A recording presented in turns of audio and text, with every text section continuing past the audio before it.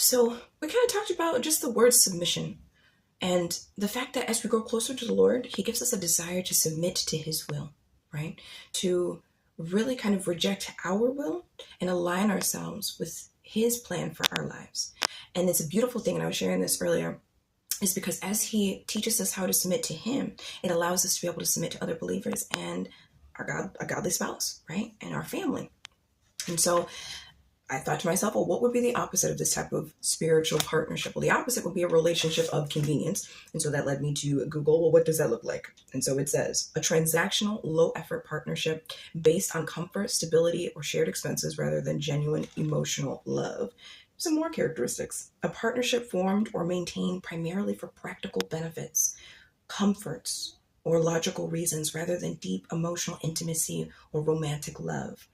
Partners stay together for shared finances, housing, maybe social status, or to avoid the difficulties of being single. Okay.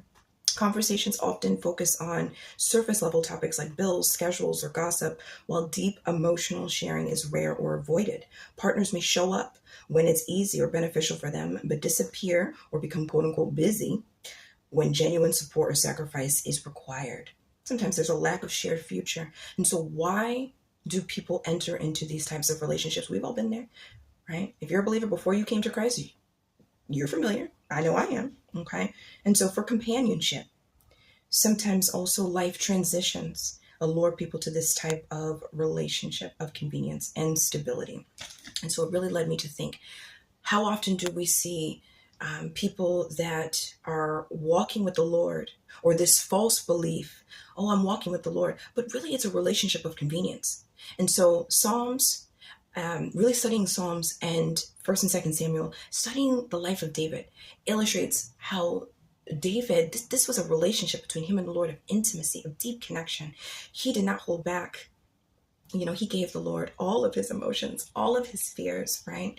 They were connected. Let us not seek a transactional relationship with the Lord, okay? He wants to truly dwell within us, okay? So I hope that that is encouraging to you.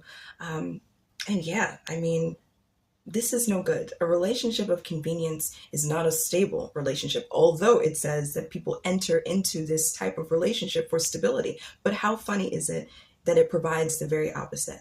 What a trick of the devil, okay? So hopefully that encourages you. Grow deep, grow closer to the Lord. Submit wholeheartedly.